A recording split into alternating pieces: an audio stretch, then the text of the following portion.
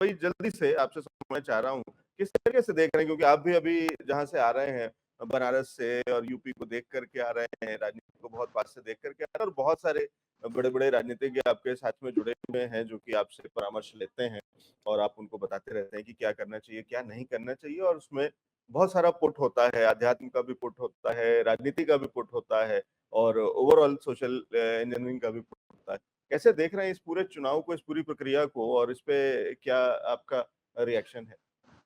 देखिए लवजीत, सबसे इम्पोर्टेंट चीज़ है, जो इलेक्शन लड़े जाते हैं हर राजनीतिक पार्टियां अपने लेवल पे वो अपनी कैंपेनिंग ज़रूर करती हैं, पब्लिक को रिझाने की कोशिश करती हैं, पब्लिक को इम्प्रेस करती हैं। पर एक बड़ी पुरानी कहावत है ना कि ये पब्लिक है, ये सब जानती है। तो पब्लिक को जिस लेवल पे कंफर्ट और कन्वीनियंस है आज की डेट में, तो हमारे अपने राजनीतिक दौरों में भी, चुनावी दौरों में भी ये देखा कि अभी जनता मोदी जी की जगह किसी और को स्वीकारना नहीं चाहती है।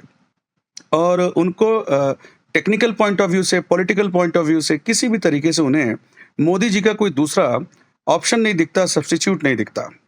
तो ये चुनाव डेफिनिटली मोदी जी के नाम पे लड़ा गया है और जनता मोदी जी को ही देख करके वोट देगी और बहुत अच्छे परिणाम आएंगे। हुँ, हुँ। चलिए, तो ये आपके प्रेडिक्शन है और कहीं न कहीं कल इसी पे हम और देखेंगे। लेकिन क्यों? ऐसा क्या ख़ास बात है मोदी जी में और ऐसा क्या है जो कि इस 150 करोड़, 140 करोड़ की जनता में कोई दूसरा व्यक्ति सामने खड़ा भी नहीं हो पाता है, मतलब आस-पास भी नहीं फटक पाता है? एक होता है ना कि कहीं कोई उभर रहा है, कोई शुरू हो रहा है, तो कहीं नंबर 2 कुछ नहीं दिखता है, सिर्फ़ एक ही नाम। देखिए, नंबर 2 ना दिखने के पीछे रीज़न है कि अभी भारतीय जनता पार्टी ने अपना पूरा नेतृत्व नरेंद्र मोदी जी को दे रखा है। तो भारतीय जनता पार्टी में अभी दूसरा चेहरा ढूँढना तो सही नहीं होगा। दूसरी बात, जो अन्य विरोधी दलों की बात करें या अन्य विपक्षियों की बात करें, उनमें मुझे लगता है कि उनके अनुभव, उनकी स्ट्रैटेजी में काफ़ी कमी है, क्योंकि ये जो तीसरा इलेक्शन था, अगर इसमें ये देश के प्रति, देश के उत्थान के प्रति कोई इश्यू ढूँढ पाते, कोई मुद्दा ढूँढ पाते, तो बहुत अच्छा चुनाव लड़ सकते थे। पर उनके पास कोई मुद्दा नहीं है। वो चारों तरफ आप देखें, पूरे देश में सिर्फ़ एक ही प्रचार करने का प्रयास है कि मोदी का विरोध है, मोदी को हटाना है और हमें जिताना है। ये कोई मुद्दा नहीं होता। जनता किसी के साथ यूँ ही भावुक नहीं होती, जब तक जनता को जब तक उसके अधिकार नहीं मिलते, जनता को सुविधाएँ नहीं मिलती, जनता को उसके कानूनी अधिकार नहीं मिलते, तो जनता किसी के पक्ष में नहीं जाती। तो इनके पास मुद्दे नहीं हैं, इनके पास कोई विषय नहीं है, इनके पास कोई योजनाएँ नहीं हैं, जिसके आधार पे ये जनता को प्रभावित कर सकें या लुभा सकें। और अब जनता भी बहुत समझदार हो गई है। जी, तो जनता बहुत समझदार हो गई है और कोई सामने कुछ दिखता नहीं है। देश को कैसे देख रहे हैं, भारत का भविष्य कैसे देख रहे हैं और क्या चीज़ें आम जनता के लिए एक चलते-चलते अगर कि इस देश के अंदर में हम अपना योगदान देना चाहें तो हमारे लिए किस-किस तरीके से रास्ते खुले हैं और किस तरीके से भारत क्या विश्व गुरु बनता हुआ बहुत जल्दी देख पाएँगे? ये बहुत अच्छा प्रश्न है लवजीत। देखिए, एक चीज़ तो निश्चित है कि जब भी कोई बदलाव आता है, तो उस बदलाव में बहुत सारी अच्छाइयाँ और बुराइयाँ भी होती हैं।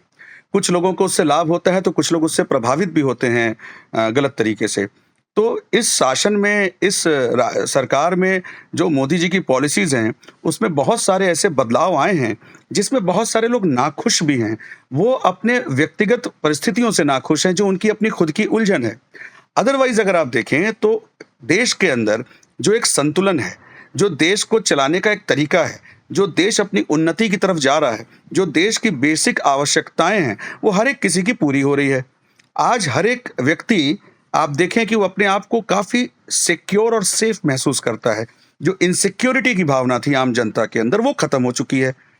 ये अलग बात है कि कुछ लोग इससे लाभ पाते हैं, कुछ लोगों को हानि पहुंच रही होगी, पर अगर ओवरऑल आप देखें तो देश की जनता इससे बहुत संतुलित महसूस कर रही है, बहुत सिक्योर महसूस कर रही है।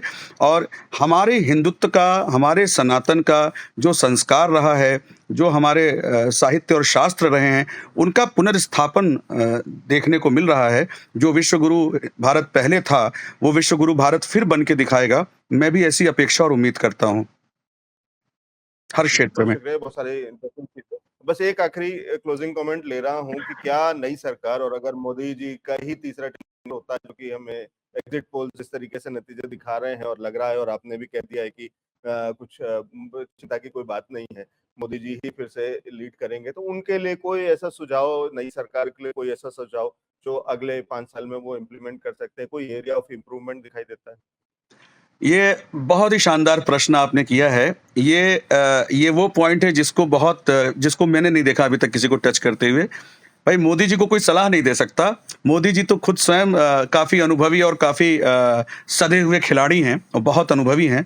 पर एक सलाह मोदी जी को सलाह के तौर पे नहीं बल्कि एक विमर्श के तौर पे उनसे कहा जा सकता है कि मोदी जी सब कुछ करें, सारे नियमों की सख्ती सब कुछ करें, किंतु मोदी जी सिर्फ़ एक चीज़ और कर दें कि मोदी जी के इस शासन में जिस तरीके से गवर्नमेंट काम कर रही है, इसमें कोई भी कमज़ोर आदमी, कोई भी लाचार आदमी और कोई भी असहाय आदमी पीड़ित और प्रताड़ित ना हो। बाकी उन्हें जितने भी सख्त नियम, कानून, तरीके, तौर-तरीके लाने हैं, वो लाएँ। उसका स्वागत है, सारी जनता उसका स्वागत करती है, हम भी स्वागत करते हैं। किंतु इसमें ये देखना बहुत आवश्यक है कि कोई भी पीड़ित आदमी, कोई भी परेशान, असहाय आदमी प्रताड़ित ना हो किसी भी क्षेत्र में। ये बहुत इम्पोर्टेंट है। चलिए, ठीक है, तो किसी की प्रताड़ना नहीं होनी चाहिए, सबका साथ, सबका विकास जो कि भाजपा का नारा है, सबका साथ, यही सबका चीज़ें विश्वास। चलती रहेंगी तो कोई जी। दिक्कत की बात नहीं। तो बहुत बढ़िया, बहुत शुक्रिया जी के सर हमारे साथ में जुड़ने के लिए और ये हमारे लिए आपने अपना कीमती समय में से वक़्त निकाला और ये सारी जानकारी और ये सारे ज्ञान हमारे साथ में शेयर किया। थैंक यू सो मच बहुत-बहुत सर। शुक्रिया लवजीत जी, बहुत-बहुत शुक्रिया। महादेव। जी, थैंक यू। तो ये थे जीके सर जो कि अध्यात्म और बहुत अलग-अलग तरीके से सनातन को समझते हैं और समझाते हैं और इनका बड़ा एक वो लोग हैं, बड़ा फॉलोअरशिप है और ख़ासकर उसमें बड़े बहुत सारे राजनीतिज्ञ हैं जो कि इनसे सलाह परामर्श लेते हैं। तो उनसे आज हमने भी कुछ चीज़ें सीखने समझने की कोशिश की। अगले सेगमेंट में जाएँगे जहाँ हम बात करेंगे स्टार्टअप्स की, वो लोग जो देश के अंदर में व्यापार को बना रहे हैं, बढ़ा रहे हैं।